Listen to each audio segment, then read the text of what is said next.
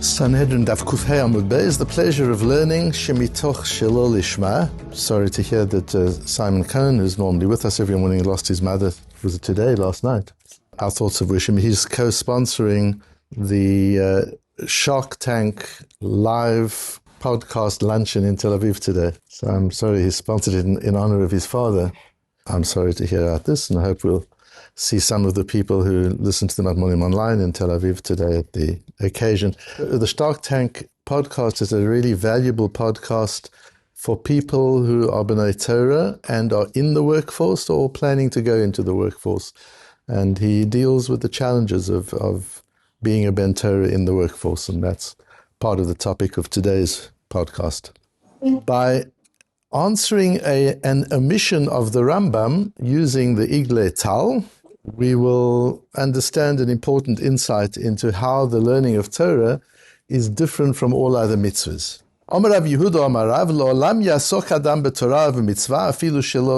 This is a statement of Rabbi Yehuda Amarav, which appears many times in Shas. A person should always learn Torah and keep mitzvot, afilu shelo lishma, even if he's doing it for the wrong reasons, even if he's not doing it lishma, l'shem shamayim, he's not doing it for the sake of the mitzvah, for the sake of the Torah. Why? Not that the mitzvah is valuable in and of itself. If it's done for the wrong reason, the mitzvah itself is not valuable, but it's strategically valuable. Shemitוך shelo lishma ba lishma. Because by doing it shelo lishma, it has the value that ultimately you will come to do it lishma, and therefore there's an educational and a strategic value, even though the mitzvah itself isn't valuable. Yeah, I reference in the footnotes, there's a beautiful story of Reb Sadia Gaon that the first Biala Rebbe uses to explain the word la'olam here. Why it means forever. Why, as if this is something you're always in the situation. Why is one always in the situation of learning Torah and keeping the mitzvot shelo lishma?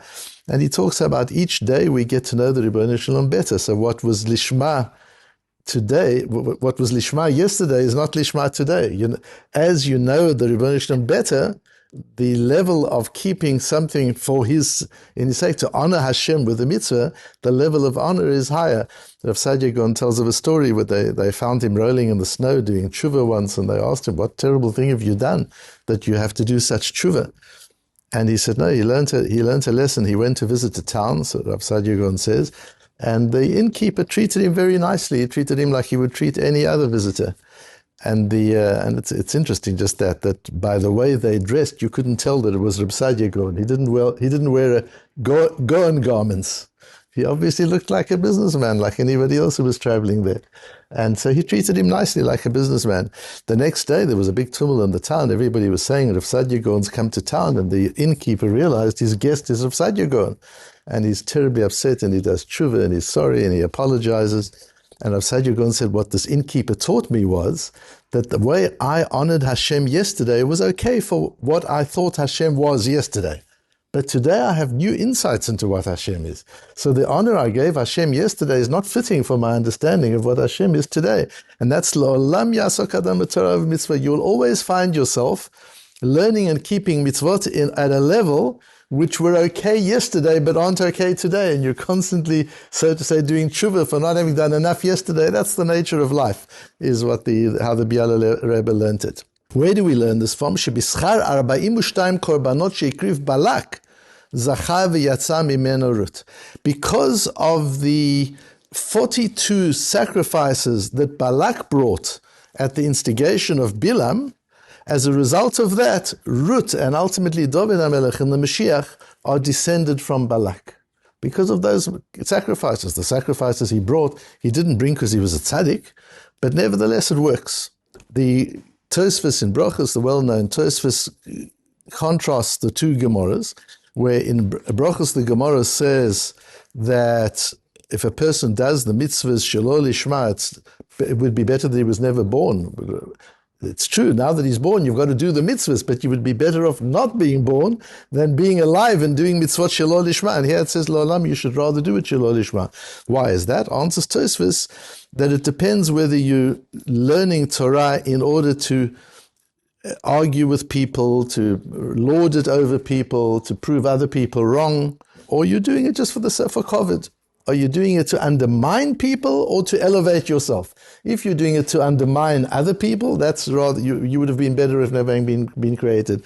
But if you're doing it because you want COVID, then rather learn and keep mitzvahs. The Nefesh HaChaim has a whole piece on how important it is to learn, even if one isn't on the level where one's learning for proper reason. But just going into the Gemara more carefully, the Maharsha asks, the case of Balak, then, if you understand the Tosfos in Brochus, the case of Balak, why does the Gemara bring a proof from Balak? At the end of the day, why did Balak bring the Korbanot? Because he wanted to destroy Klal Yisrael. Surely that's the same as Lekanter. So Tosfos says it depends. If your intention in learning or doing the mitzvot is to degrade somebody else, rather you would have been better off not being born. If your intention is to elevate yourself, then rather do this than not at all. Eventually, you'll do it for the right reason. And where do we learn it from? From Balak. But why did Balak bring Korbanot? To destroy the Jewish people. What better example is there, Lekanter? What better example is there of that? Answers the Maharsha, no, the reason that Balak brought those 42 sacrifices is because he was scared of Yisrael. So this was about fear, this was about self-preservation. He didn't want to destroy Yisrael, he just wanted to protect himself, and he thought the only way to protect himself is to destroy Yisrael. But his real intention was self-protection, so that's like learning in order to honor yourself, not learning in order to undermine somebody else, and that says the Maharsha in Horius. We have the same Gemara in Horius, and in Horius the Maharsha brings that.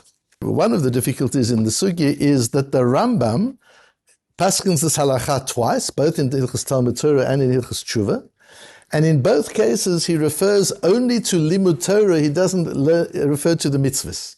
Lo'olam yasok adam b'Torah, ben lishma, ben shelo lishma. He answers the Lo'olam differently from the way the Biala Rebbe answers it. He says, Lo'olam doesn't mean you should always learn Torah shelo lishma.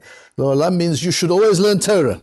Whether it's lishma or not lishma is of secondary importance. But lo'olam yasok b'Torah, that's how the Rambam learns the lo'olam. Lo'olam yasok adam b'Torah, ben lishma, ben shelo lishma, שמתוך shelo lishma, ba lishma. And again in Hilchos Tshuva, lo'olam yasok adam b'Torah, va'afilu shelo lishma, שמתוך shelo lishma, ba lishma. He mentions nothing about mitzvahs.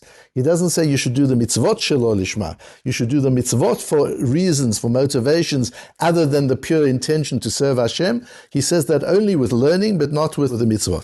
Which is strange, because one of the sources of all of this is in Psochim Daf Nun, which is again in Yonah Diyom. Isn't it funny that you had a Mishnah that was in Yonah Diyom? We got a Gemara in Yonah Diyom, where the Gemara talks about the 14th of Adar was the subject, the 14th of Nisan, it's the subject of the Rosh Chodesh Shir last night, that one shouldn't do melacha, one shouldn't work after midday.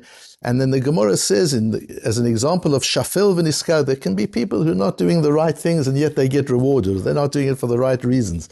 And they talk about these women who are very wealthy and they don't work any day. They don't work Sunday, they don't work Monday, they don't work Tuesday, Wednesday, Thursday, and they also don't work Erev Shabbos and they don't work Erev Pesach. But Erev Pesach, it's a mitzvah not to work. So do they get schar for not working on Erev Pesach if it's just like any other day? Says the Gemara, yes, that's an example of where they do. Asks the Gemara, but we've said it's not lo lishma. Why is that okay? Answers the Gemara, Amar Rav Yehuda Marav, lo olam yasok adam b'Torah mitzvot, af al pi shelo lishma, שמתוך shelo lishma ba lishma. So there we've got the application of this principle clearly to the case of mitzvot, not only to the case of limud Torah. And the Rambam paskins with this principle for limud Torah, for the study of Torah, but not for the case of mitzvot. Why is that so?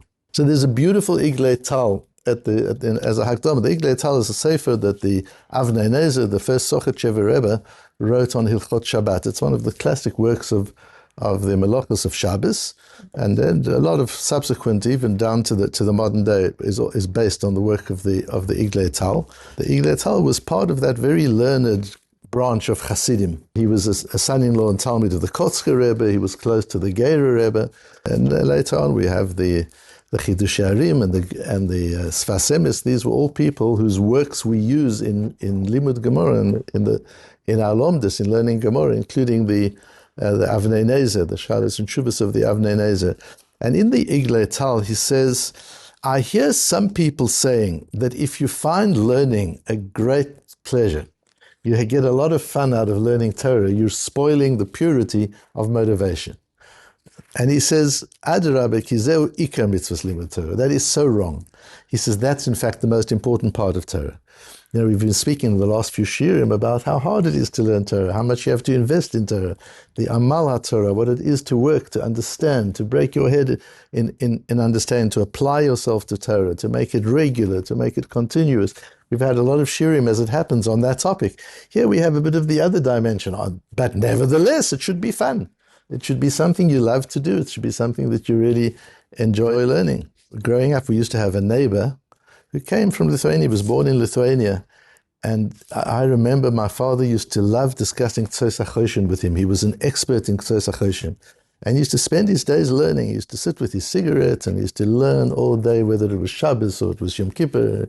He would be sitting there with his cigarette learning Torah. He had no interest in the mitzvahs, but he loved learning Torah. It's a strange thing. So we're not talking about that level, but certainly to enjoy, to have fun out of learning Torah. Torah says the Iglei Tal, Ze hi ikar mitzvat limud ha-Torah, liyot sas v'sameach u'mit'aneg b'limudo, is to be rejoicing and happy and find pleasure in your learning.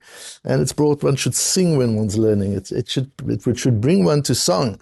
Va'az divrei Torah nivla'in bedamo.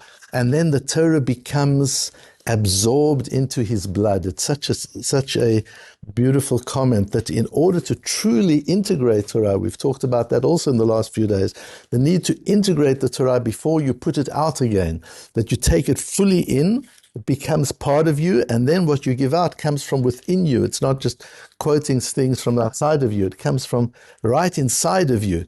For it to become part of your innards, there has to be tainug. You've got to enjoy it. It's got to be pleasure. That's what makes it part of Torah. When I said davuk la Torah, and it's through finding pleasure in learning Torah that you become connected to Torah. That's the connection. So if one isn't enjoying it, if one isn't finding a lot of pleasure in it, it's a problem. That was part of the original motivation of starting the Matmonim, when I realized how many people are wonderfully dedicated to learning the Daf Yomi, but they're not really enjoying it. They get information, they scan, they see, they experience, and they're wonderfully disciplined. It's an incredible thing. I know I wouldn't be able to do it. I'm full of admiration of the thousands and thousands of people who learn every day without enjoying it. I can't imagine doing it, but I'm in admiration of those who do it. And many people have said what a difference the Matmonim has made to them, because on each daf they find something to find real pleasure and joy in. And that's what one's meant to do. That connects you to Torah. אבל הלומד לשם מצווה ומתענג בלימודו, הרי זה לימוד לשמה וכולו קודש, כי גם התענוג מצווה. That's the mitzvah of Torah.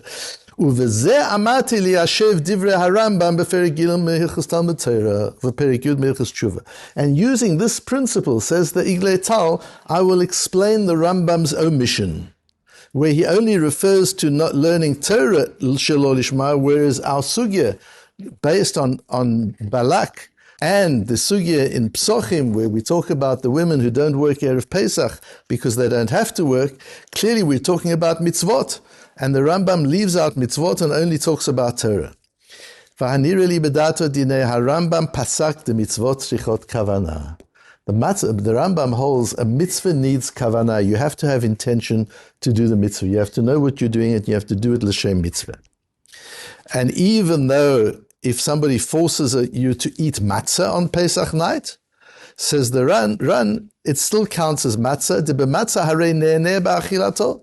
Because the fact is, you've eaten, you've got pleasure, you've got calories, you've gained from eating it. That's what eating is. So whether somebody's forced you or not, whether you did it l'shem mitzvah or not, you've eaten matzah. V'nei betaz, and the Taz says, after mitzvot lav lehenot nitnu mutar b'muder hano, eino ken b'torah shemesamechet halev u'magia lo hana. The Taz says this principle, that the pleasure of a mitzvah, the mitzvahs haven't been given for pleasure, and therefore, if a person has taken an oath that he's not going to have pleasure from bread, let's say, from flour, I'm not going to have any pleasure from flour, you're allowed to eat matzah. Because the mitzvahs lav lehenot nitnu, you're doing it not for the pleasure, you're doing it for the mitzvah. So in the mitzvot, there's a separation of the pleasure and the mitzvah, even in those mitzvot where there is pleasure. Some mitzvot are just actions. There's not so much pleasure, but some mitzvot there is pleasure. Still, it's separated. But the Taz says this is not true with Torah. Shemesamachat halevu magia lo hana. If I say, for example, I make a shvua, make a neder that I'm not going to have pleasure from so-and-so. And so-and-so happens to be a wonderful Magid Shir. And now I want to go and listen to his Shir. But that's pleasure. That I can't do. I can't say yes, but mitzvahs lav lehenot ninu. That's for all other mitzvahs. Other mitzvahs were not given for pleasure. And therefore I can separate it and I can benefit from the mitzvah without gaining pleasure, or without regarding the pleasure that I gain from it. But in Torah, the pleasure and the learning are so inextricably bound together that you can't separate them. And he says then that we can explain the Rambam, because the Rambam's problem is if you do something shelo lishma, then you also clearly don't have kavanah. If you're doing it for some other reason, it's clearly not kavanah. If there's no kavanah, the Rambam paskins mitzvot tzrichot kavanah. So how can you say the mitzvah will bring you to another mitzvah, to a better mitzvah? Rather do the mitzvah shelo lishma. It's not a mitzvah at all. It's a nothing. How will it bring you to anything else? And the Iglei Tal goes on proving that that's the understanding. He proves it from the Mashor that we brought. He proves it from the Gemara in Psochim. Aval shelo lishma da'amrit delav mitzvah klal minalan shiavo mizeh lidei lishma. How can a mitzvah which is truly shelo lishma bring you to lishma if you hold that mitzvot shrichot kavanah, and without kavanah it's not a mitzvah at all? How will that bring you to anything? So you've got to say that according to those who hold that mitzvot lo tzrichot kavana, the mitzvah itself, even without kavana, is a mitzvah. And that brings you to lishma. But that's all very well if you hold that mitzvahs einan tzrichis kavana. And he proves that Rav Yehuda Amarav is going according to that view, that mitzvahs don't need kavana, that even if you do the mitzvah without intention, it's still a good mitzvah. But the Rambam clearly, Lamad the Posuk HaRambam mitzvot tzrichot kavana lo haya yachol lavi ela b'torah shelo lishma mishum denene kanal chashuv mitkaven. Because in Torah, if you're doing it for the pleasure, that's still called mitkaven, because that is the mitzvah. So if you say to a person, why are you learning? And you say, I just love it. I really just love it. I know it's a mitzvah, but I'm not doing it specifically because it's a mitzvah. I love learning. Loving learning is doing the mitzvah. That is the mitzvah. To love your learning is the mitzvah. To have pleasure in your learning is the mitzvah. If you say, why are you eating matzah? And you say, I just love crackers. And I'm eating it because I like crackers. I always eat matzah. Every night I eat matzah. I'm not interested in it being Pesach or not. That's mitzvah tzrichas kavana. That's a problem. Even though in the case of matzah, it might be a little different. But in the case of Torah, the pleasure of learning is in itself the essence of the mitzvah. It's a mitzvah given for that kind of pleasure. That's the pleasure that we need to get. And as the Iglei Tal says, that's how we create connection with the Torah, and that's how we create connection with the Rebbeinu Shalom. And so for each of us, that's important to know. Each of us who learning, some learning a little bit, some learning a lot, some learning Chumash, Pirkei Avos, some learning Gemara and Shulchan Aruch. Doesn't matter what we're learning. Seek the joy. Always look at it and say, has this been fun? And if it hasn't been fun, then it's not yet learning. Go a little deeper, reflect a little more. And sometimes the rushing to turn the page, to go further, to get another thing, to get all the different views, to classify all the views. If that brings you pleasure, that's fine, then do it and enjoy it.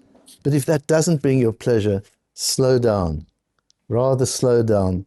Learn the same piece again and again and again, and reflect on it and meditate on it and write something up on it and let it go deep into the point where you get an insight all of a sudden and you say, wow, now this means something to me. This talks to me. This connects with me.